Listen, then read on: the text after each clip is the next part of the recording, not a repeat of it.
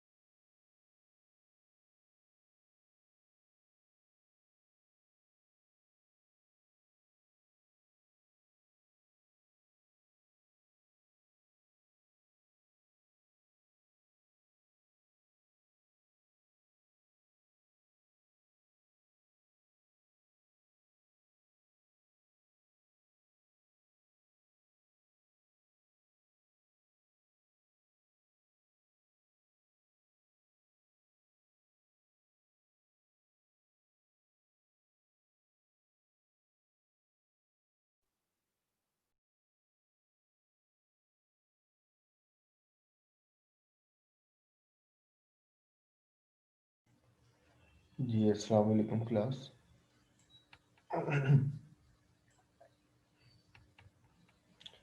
अच्छा, एक दफ़ा एक्नॉलेज कर दीजिएगा मेरी वॉइस सबको आ रही है?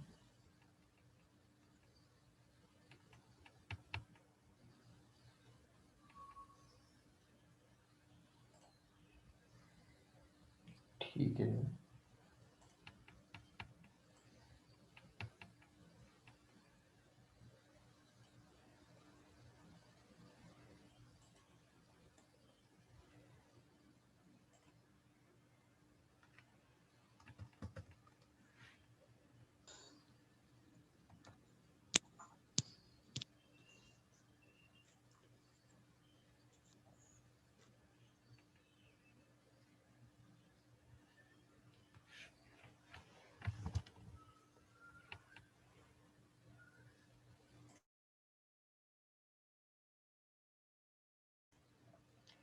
अच्छा स्टूडेंट्स, पहले तो ये बताएं कि लास्ट क्लास में क्या चीज़ें डिस्कस हुई थी। कोई भी बता दे।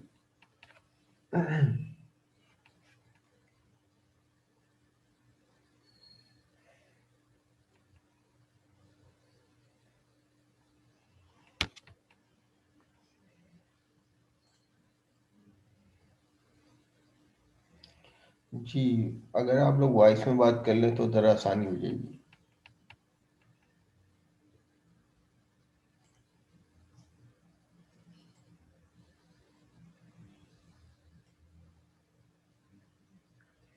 जी, Aahil Alwani 12072।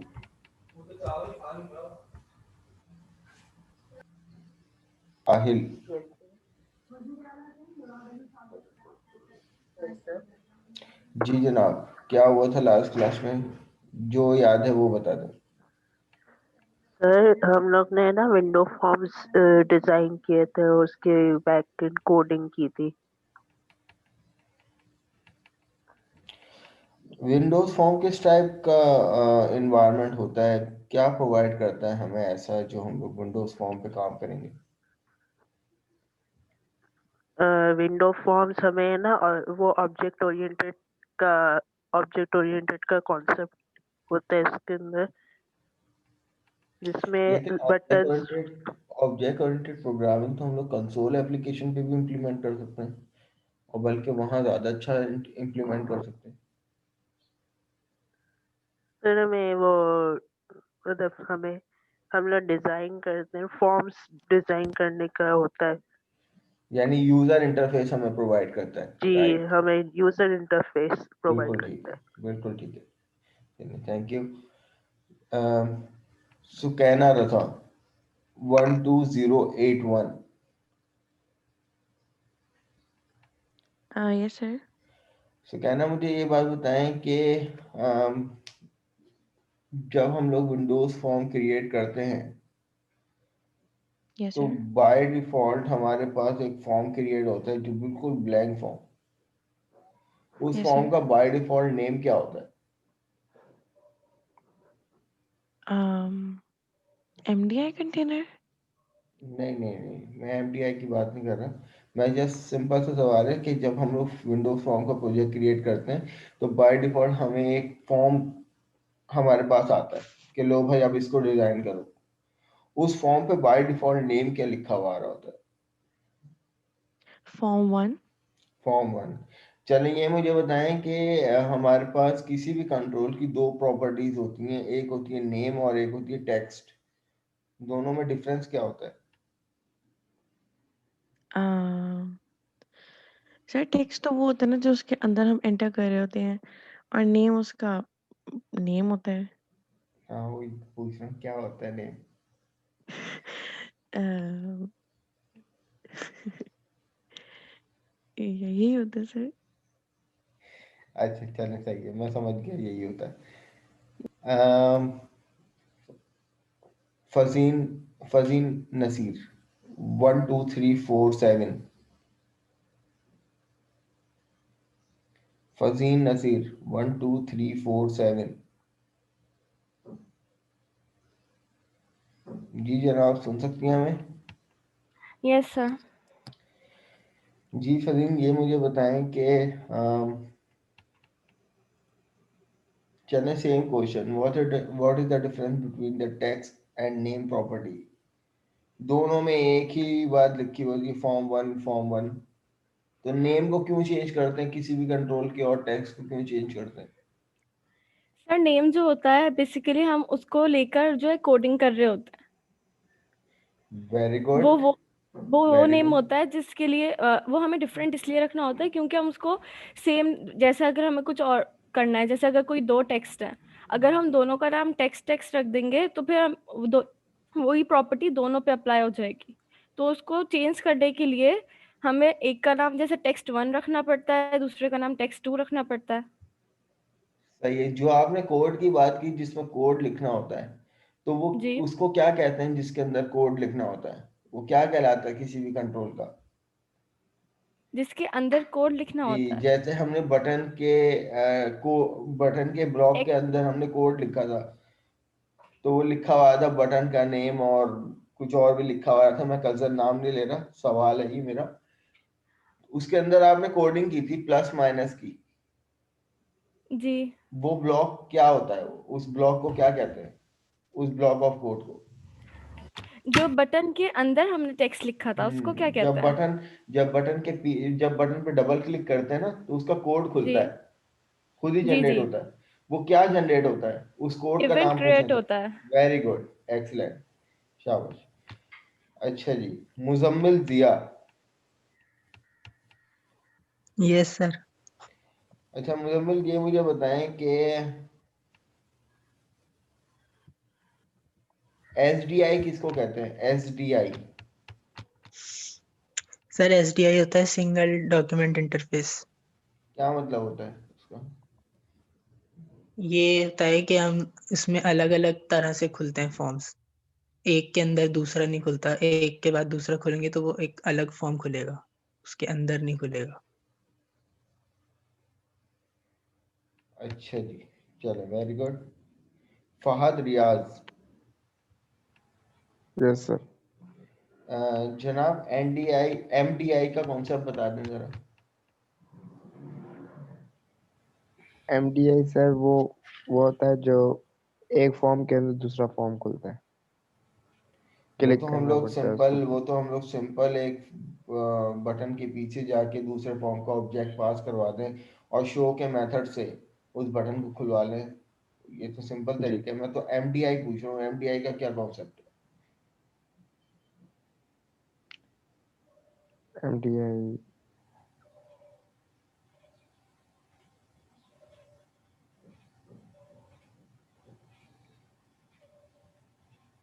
No idea about it? No sir. चलिए, हातिम कायद, आपने रेज हैंड किया था। Yes sir. जी जनाब बताइए। मैं बताऊं?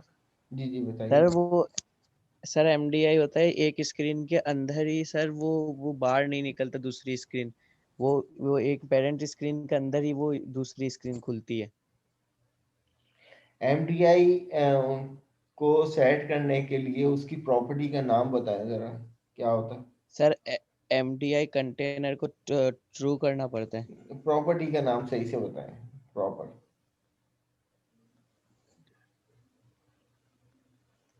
MDI कंटेनर कुछ वो is sir. MDI container, is MDI container होता है प्रॉपर्टी का नाम। ओके चले, थैंक यू। अच्छा जी, इसके अलावा और क्या बातें डिस्कस हुई थी भाई?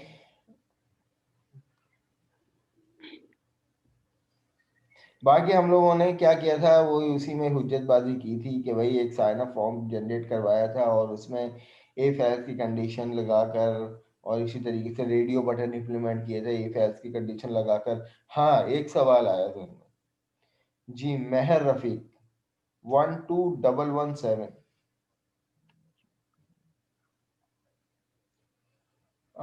मेहर रफीक 12117।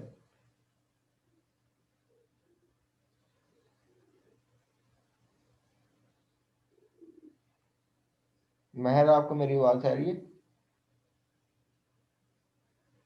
चलो, 12119 शिजरा अजहर,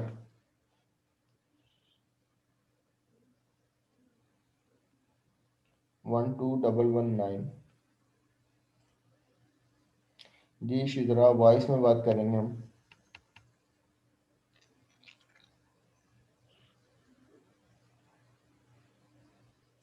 यस सर। शिजरा, मुझे ये बताएं, हमने एक मैसेज बॉक्स यानी एक डायलॉग बॉक्स जनरेट किया था, सही यस है? Sir. Message box dot show, remember?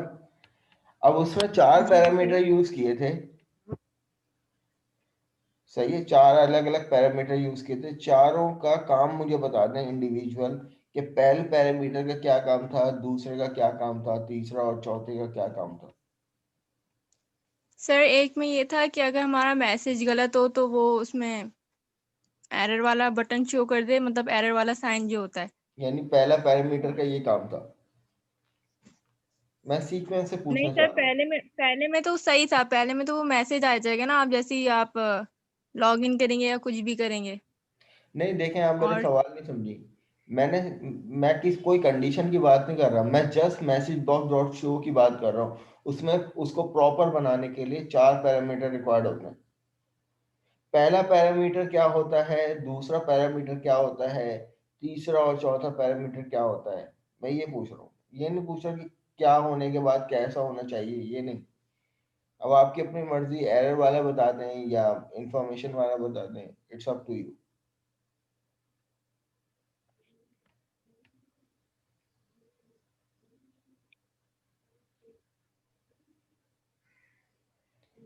जी अदनान, इनके बाद मैं आपसे पूछ लूंगा, पहले इनको बता दें।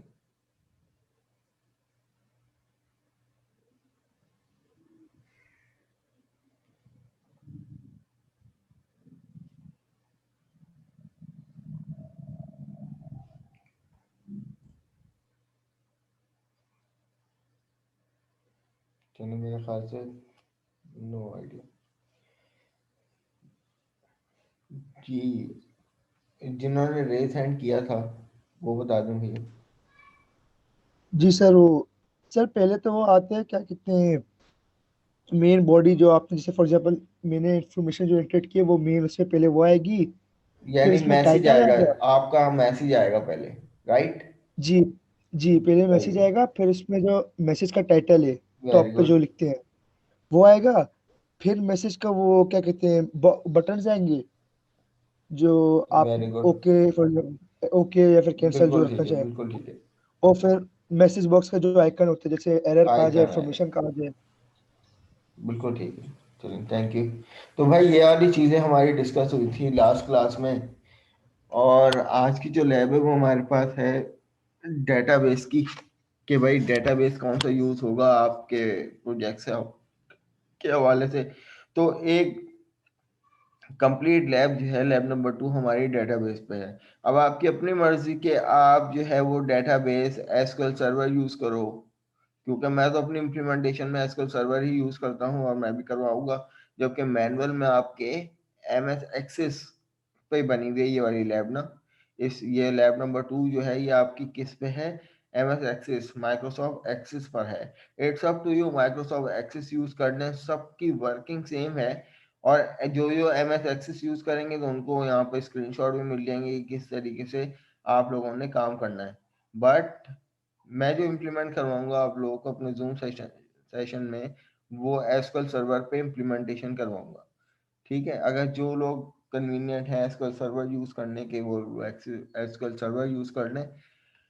बाकी जो भी क्यूरीज हम लोग यूज करेंगे वो तमाम क्यूरीज जो हैं वो एसक्यूएल सर्वर और एक्सेस में सेम पैटर्न पे यूज होती हैं, सबकी लॉजिक सेम होगी। बट हो सकता है एक आध जगह जो है वो सेंटेक्स डिफरेंट हो जाए बट लॉजिक सेम होगी। तो एसक्यूएल सर्वर का कोई भी वर्जन आप लोग कर लें, जो लोग एसक्यूएल सर्वर इम्प्लीमेंट करने जा रहे हैं। अब जब हम लोग एसक्यूएल सर्वर मैनेजमेंट स्टूडियो जब इंस्टॉल कर लेते हैं और जब उसको स्टार्ट करते हैं तो हमारे पास सबसे पहले ये विंडो आती है और ये हमसे कह रहा होता है कि भाई सर्वर से कनेक्ट हो जाओ। तो सर्वर से कनेक्टिविटी के लिए हमें 3 चीज़ें रिक्वायर्ड होती हैं। एक कि भाई सर्वर टाइप आपको बतानी पड़ती है, तो ये हमारे पास डिफरेंट सर्वर टाइप आती हैं। हमने यहाँ पर डेटाबेस इंजन को यूज़ करना है क्योंकि हम डेटाबेस यूज़ करने जा रहे हैं। इसी तरीके से अच्छा, मेरी वॉइस नहीं आ रही भाई, आप लोगों को एक्नॉलेज करें। आ रही है। ठीक, तो महर मेरे ख्याल से फिर आपका नेट का इशू होगा। अब दूसरी चीज हमसे मांगते हैं सर्वर नेम। तो क्लास देखें, सर्वर नेम आपका सिस्टम नेम हो सकता है जो ये खुद उठाएगा, और दूसरा क्या हो सकता है सर्वर नेम जो कि आपके सिस्टम का लोकल आईपी एड्रेस भी हो सकता है, 127.0.0.9 समथिंग एल्स। आपका जो सिस्टम के लोकल आईपी एड्रेस होता है हर सिस्टम का, वो आपका एज सर्वर नेम भी बन सकता है। तीसरा, जो एसक्यूएल सर्वर हमें बाय डिफॉल्ट सर्वर नेम देता है वो देता है डॉट। अगर आप डॉट से को as a server name use करें तो ये एक पैटर्न है, ये एक नेम है, डिफॉल्ट नेम है एसक्यूएल सर्वर का। या तो आप इसी तरीके से ब्रैकेट लगाकर लोकल का कीवर्ड लिखें। ये 4 तरीकों से हम क्या दे सकते हैं, सर्वर नेम दे सकते हैं। तो अभी इस टाइम जो है वो मेरा सर्वर नेम मेरे सिस्टम का नाम होगा। अब तीसरी चीज हमसे मांगता है ऑथेंटिकेशन। क्लास ऑथेंटिकेट आपको इंस्टॉलेशन के टाइम जो है वो पूछेगा कि भाई आइदर आप मिक्स टू मोड करना चाह रहे हैं या एसक्यूएल सर्वर मोड करना चाह रहे हैं। मिक्स टू मोड में आपको ये दोनों ही ऑप्शन मिल जाएंगे कि विंडोज ऑथेंटिकेशन भी आ जाएगी उसमें, एसक्यूएल सर्वर भी ऑथेंटिकेशन भी आ जाएगी। लेकिन आपने एसक्यूएल सर्वर ऑथेंटिकेशन जब करेंगे तो आपको इंस्टॉलेशन के टाइम आपसे यूजर नेम और पासवर्ड सेट करने को कहेगा। सही है, तो अब ये यूजर नेम क्या हो सकता है, यहाँ पे आप देखें डिफॉल्ट तौर पर इसने मेरे सिस्टम का नाम ले लिया। और पासवर्ड, अब क्योंकि मैंने अगर जब मैं एसक्यूएल सर्वर की ऑथेंटिकेशन करूंगा ना तो आपको कनेक्ट होने के टाइम वही यूजर नेम और पासवर्ड देना पड़ेगा। बट जब आप विंडोज ऑथेंटिकेशन कर लेते हो ना तो उससे क्या होता है कि जब आप अपने विंडोज स्टार्ट करते हो और अगर फॉर एग्जांपल किसी ने अपने विंडोज में पासवर्ड लगाया हुआ है फला फला, जैसे विंडो लोड होने के बाद जो मैं पासवर्ड डालता हूँ फिर उसके बाद मेरा सिस्टम ऑन होता है, तो उसी लॉग इन पासवर्ड को ये ऑथेंटिकेशन के तौर पर ले लेता है और इसको फिर यहाँ पर जरूरत नहीं होती। अब मैं वंस जब इसको यहाँ पे कनेक्ट करता हूँ तो मेरे पास जो है ये इस सर्वर पे जाके कनेक्ट हो गया। ये ऊपर लिखा हुआ था ये मेरे पास सर्वर नेम। सही है, पूरे एसक्यूएल सर्वर के वर्जन के साथ, और यहाँ पर सर्वर नेम भी मेरे पास यहाँ पे लिखा हुआ है। अगर मैं इस स्क्रीन को यहाँ तक करूँ तो देखें क्लास, ये मेरे पास सर्वर का नाम था और ये इसने ऑथेंटिकेशन के तौर पर क्या लिया, मेरे सिस्टम का नाम। अब क्लास ये एक अलग सर्वर है। अब जरूरी नहीं है कि एक ही सर्वर पे आप कनेक्टेड हों, आप यहाँ पे जाकर दूसरा सर्वर भी कनेक्ट कर सकते हैं, जो भी आपका सर्वर बना हुआ हो, इट्स अप टू यू। अब एक ही डेटाबेस मैनेजमेंट स्टूडियो में मेरे पास यहाँ पे आ गया ये दूसरा डेटाबेस। अब आप यहाँ पे इसका नाम देखें और यहाँ पर इसका नाम देखें, दोनों मेरे दो अलग अलग मेरे पास सर्वर आ गए। ठीक है, ये एसक्यूएल एक्सप्रेस है और ये दूसरा सर्वर नेम है। अब क्लास आप यहाँ पे देख रहे होंगे कि हर सर्वर पे डिफरेंट ऑब्जेक्ट्स हैं, like database, security, server object, replication, management. इसी तरीके से जितने भी सर्वर यहाँ पर अलग अलग कनेक्ट होंगे तो उन सबके साथ ये तमाम ऑब्जेक्ट्स नजर आएंगे। तो वेल हम यहाँ से इस सर्वर को डिस्कनेक्ट कर देते हैं। ठीक है, मैं सर्वर को सेलेक्ट करके यहाँ पर डिस्कनेक्ट के बटन पे क्लिक कर दिया। अब ये मेरे पास सर्वर है और इस सर्वर पे जाहिर सी बात है मुझे डेटाबेस अपना बनाना है। अब हम लोग आ जाएंगे छोटी मोटी इंट्रोडक्शन पे, टर्म पे डेटाबेस की। क्लास डेटाबेस के बारे में किसी को आइडिया है? What is database? किसको कहते हैं डेटाबेस? सर डेटाबेस है ना, डाटा को ऑर्गेनाइज करते हैं और इसके अंदर कोई रिपीटेशन नहीं होती। मतलब जो पिछली बार हमें ट्रेडिशनल फाइल्स में जो प्रॉब्लम्स हुआ करती थी वो उसका ओवरकम करने के लिए डेटाबेस यूज करते थे। जैसे कि अगर कोई डाटा रिपीट हो गया तो वह ना डेटाबेस एक ही मतलब उसको लिखेगा। Very good. अच्छा, सबसे पहले चलो डेटाबेस पे भी आते हैं। मैं आगे छोटा सा एक सवाल करूं, what is the definition of data and what is the definition of information, and both are different or not? क्या दोनों एक ही बात है या डिफरेंस है? सर सर डेटा वैसे डिफरेंट है। इलेक्ट्रॉनिकल होता है। डाटा इलेक्ट्रॉनिकल होता है? नहीं सर, डेटाबेस के अंदर आप जो है मतलब बल्क के अंदर आप जो है डेटा स्टोर करते हो। इंफॉर्मेशन में सिर्फ रॉ डेटा जो है वो इंफॉर्मेशन। अच्छा, यानी आप कह रहे हैं कि इंफॉर्मेशन हमारा रॉ डाटा होता है और उसमें नहीं सर, उस जी जी इंफॉर्मेशन में डेटा रॉ फॉर्म में इंफॉर्मेशन में आता है, लेकिन डेटाबेस के अंदर वही इंफॉर्मेशन जो है वो बल्कि अमाउंट में सेव हो रही होती है। नहीं तो फिर डाटा और इंफॉर्मेशन को कैसे अलग अलग करेंगे आप? डिफरेंस मैं तो पूछ रहा हूँ। सर जो डाटा होता है वो हमारे पास कलेक्शन ऑफ इंफॉर्मेशन, मतलब कलेक्शन ऑफ जो हमारे पास चीजें होती है वो होता है, और इंफॉर्मेशन उस डाटा को कैसे समझा जाए। जैसे कोई एग्जांपल दें। लाइक डाटा हमारे पास जैसे बच्चों की मार्कशीट है एक, हम्म, उसमें हमारे सारे नेम्स और नंबर्स वगैरह एंटर है, और इंफॉर्मेशन के वो किस तरह ऑर्गेनाइज्ड हुआ है और उन बिल्कुल फैक्ट्स को सही है, मतलब किस तरह।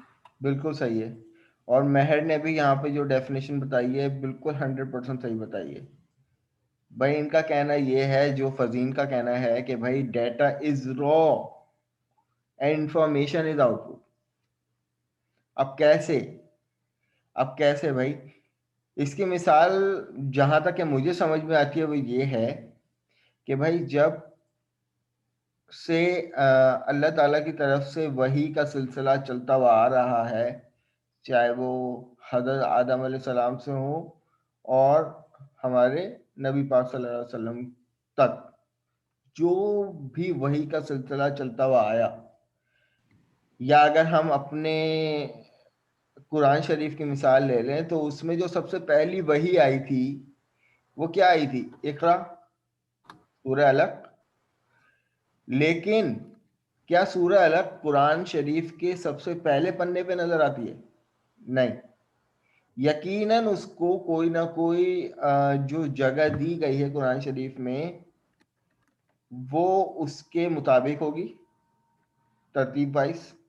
बट आप खुद देखो, कुरान शरीफ को अगर हम लोग पैटर्न में देखें जो आज इस फॉर्म में हमें कुरान शरीफ एक बुक की सूरत में मिलती है, तो उसके बिल्कुल आखिरी के पेजेस में किसी पेजेस में जाके हमें सूरह अलक मिलती है, जबकि वो सबसे पहली सूरत है जो अल्लाह ताला की तरफ से आई है।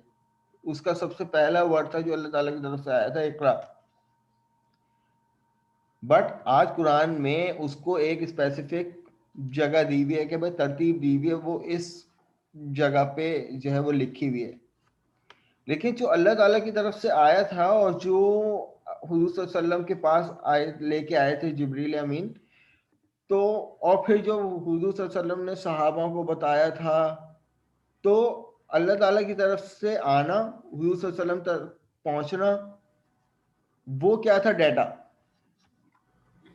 और फिर जब हुजूर सल्लल्लाहु अलैहि वसल्लम अपने सहाबा को बताया करते थे और सहाबा उसको महफूज कर लिया करते थे और उसको एक फॉर्म दे दिया करते थे कि भाई दरख्त की छालें हो गई, दरख्त के पत्ते हो गए, पत्थर हो गए, उस वक्त शायद कागज वगैरह नहीं होते थे, पेंसिल वगैरह नहीं होते थे, तो वो डिफरेंट डिफरेंट जगहें थी जिस पे वो आने वाला डाटा को स्टोर किया जाता था और एक फॉर्म बनाई जाती थी और वो फॉर्म होती और फिर तमाम सहाबाओं में फैलाई जाती थी। वो फैलाना क्या होता था? वो इंफॉर्मेशन होती थी, ठीक है, वो इंफॉर्मेशन हुआ करती थी।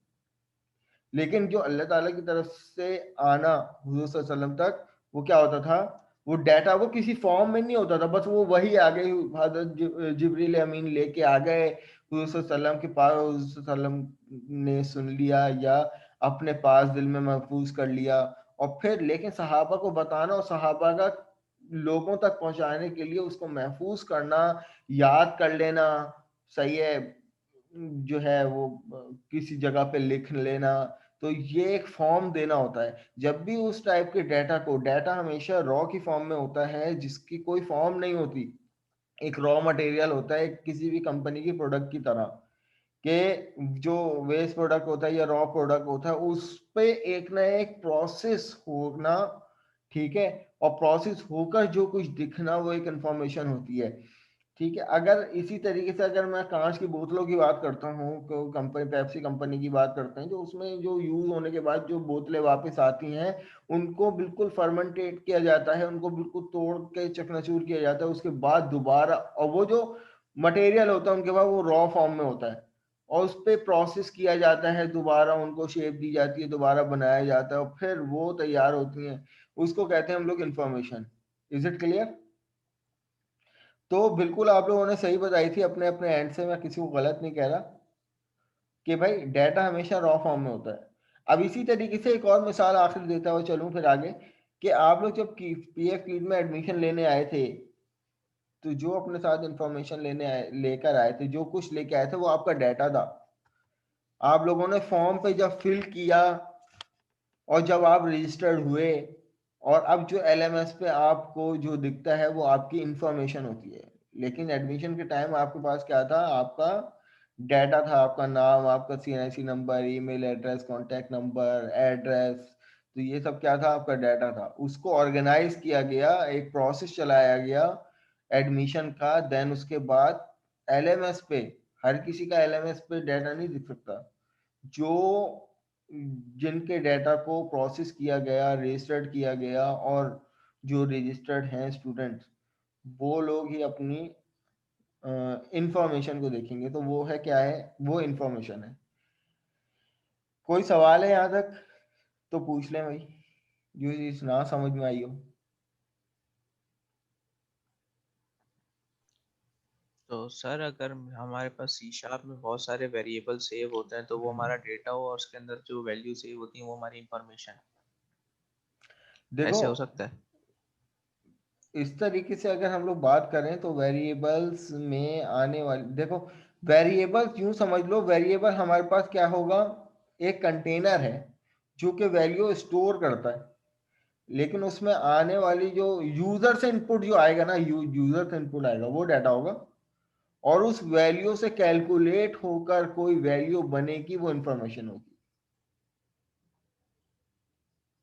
ठीक है।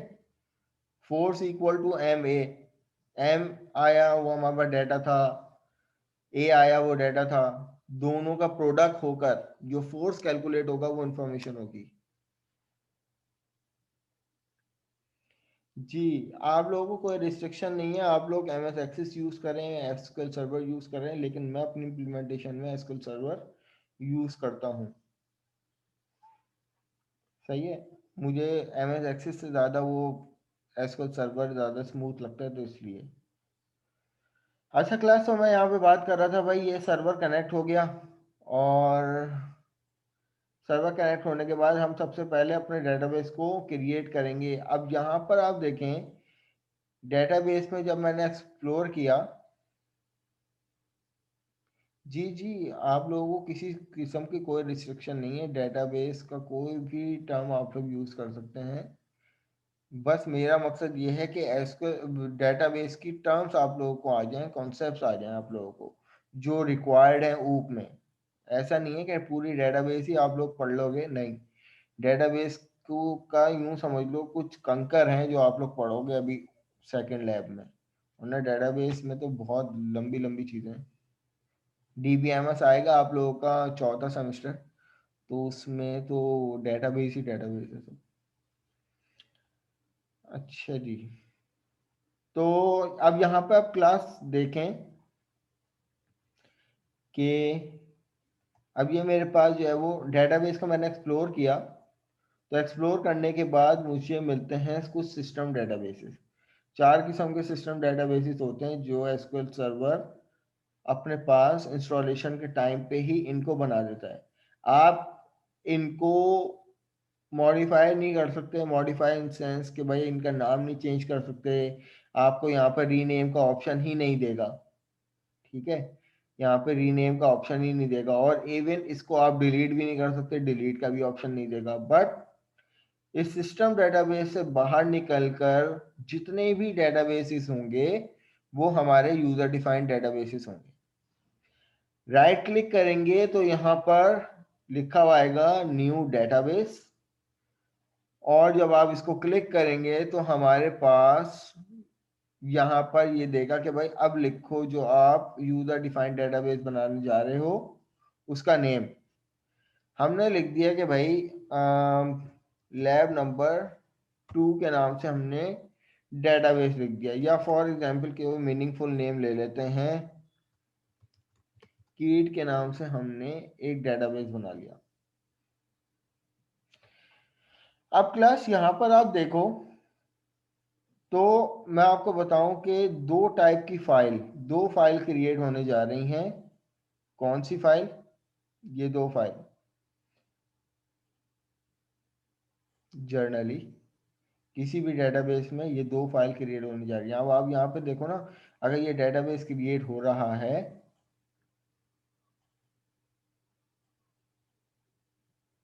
तो हमारे पास यहाँ पर ये दो एड्रेसेस आ रहे हैं फाइल डायरेक्टरी के ना, कि सी ड्राइव में जाके प्रोग्राम फाइल, फिर एसक्यूएल सर्वर, फिर एसक्यूएल सर्वर का ये वर्जन, फिर डाटा के फोल्डर में जाके हमारे पास दो टाइप की फाइल क्रिएट हो रही है।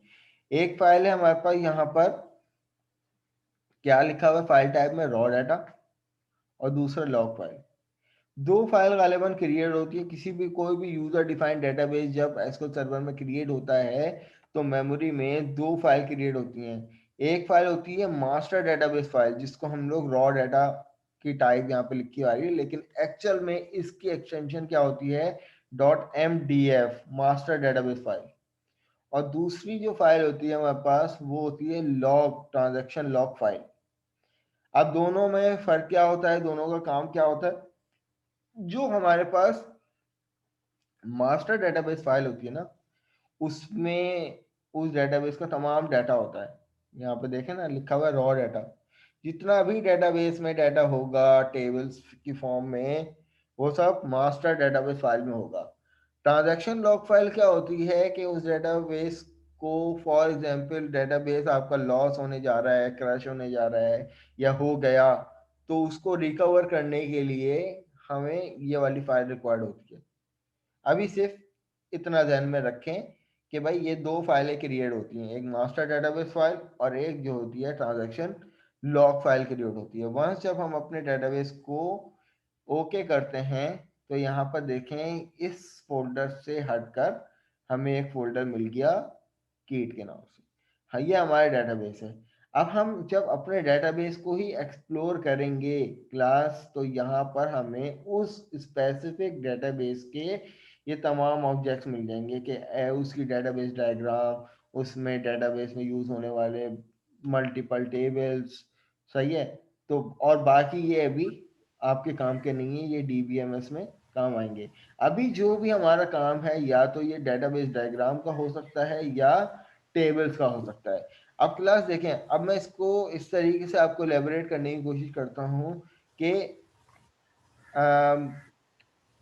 अगर हम अपने पीएफ कीट की बात कर लें तो 3 कैंपसेस चल रहे हैं और हर कैंपस में यकीनन स्टूडेंट भी हैं, स्टाफ भी है, फैकल्टी भी है, फाइनेंस स्टाफ है, एचआर स्टाफ है, इसी तरीके से अदर स्टाफ है, पियंस वगैरह, ये तमाम। तो क्या सबका डाटा एक ही फॉर्म में, एक ही टेबल में गैदर करना मुनासिब बात होगी?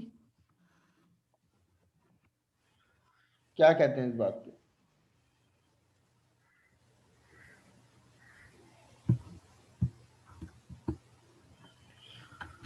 इज इट ट्रू और नॉट? अब इसी तरीके से स्टूडेंट हैं, फैकल्टी स्टाफ हैं, अदर स्टाफ है, इसी तरीके से और जितने भी स्टाफ हैं उन सब के अलग अलग क्या बनते हैं? टेबल्स बनते हैं। ठीक है, स्टूडेंट का टेबल अलग, क्योंकि स्टूडेंट एक अलग एंटिटी है, टीचर एक अलग एंटिटी है, अदर स्टाफ एक अलग एंटिटी है, हायर मैनेजमेंट स्टाफ एक अलग एंटिटी है, इसी तरीके से आपके डिपार्टमेंट से एक अलग एंटिटी हैं और सब और कोर्सेज एक अलग एंटिटी हैं।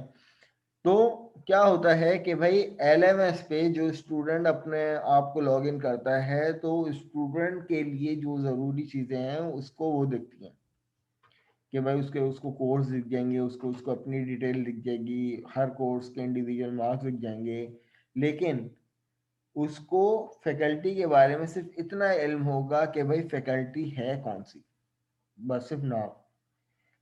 लेकिन यकीनन फैकल्टी का अपना भी तो कोई ना कोई डाटा होगा, वो फैकल्टी के पोर्टल में होगा कि भाई फैकल्टी को अलग अलग आईडी दी जाती हैं, अपनी यूनिक आईडी दी जाती है, फैकल्टी अपनी डिटेल वहाँ पे देखता है। बच्चों के, अब फैकल्टी के पास बच्चों का तमाम डाटा आ रहा होता है, बच्चों की तमाम इंफॉर्मेशन, कितने बच्चे जो हैं वो उसके कोर्स में इनरोल्ड हैं, इसी तरीके से वो मार्क्स वगैरह बच्चों के वो देखेगा। लेकिन मार्क्स का राइट जो है वो बच्चों के पास सिर्फ रीड ओनली का होता है, राइट ओनली का नहीं होता, राइट का नहीं होता।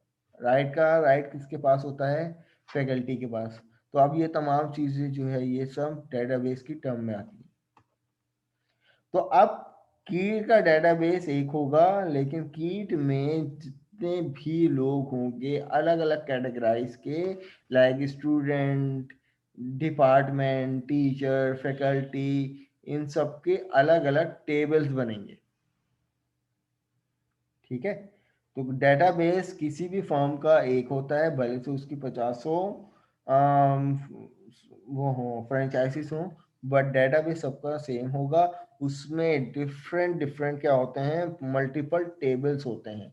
टेबल्स को हम लोग एसक्यूएल सर्वर की टर्म में क्या कहते हैं? डेटाबेस की टर्म में एंटिटी कहते हैं। एंटिटी जिसकी ये डायग्राम बनती है, एंटिटी रिलेशनशिप डायग्राम बनती है। ठीक है, तो अब क्लास यहाँ पर डेटाबेस हमने क्रिएट कर दिया, और जो काम हम लोग डिज़ाइन के थ्रू करते हैं वही काम हम क्या कर सकते हैं? अपने डेटाबेस के वो क्यूरी के थ्रू भी करते हैं, क्योंकि एसक्यूएल क्या है? सिक्वेंशियल क्यूरी लैंग्वेज है एक। ठीक है, स्ट्रक्चर क्यूरी लैंग्वेज है। क्यूरी का क्या मतलब होता है भाई? Any idea about it? अब हमारी लेस देन अ मिनट की मीटिंग रह गई है, इसके बाद आप लोग दोबारा से रीज्वाइन करेंगे, बल्कि मैं यहाँ पे इसको एंड कर रहा हूँ। ठीक है, आप लोग नेक्स्ट मीटिंग ज्वाइन कर लीजिए। Thank you.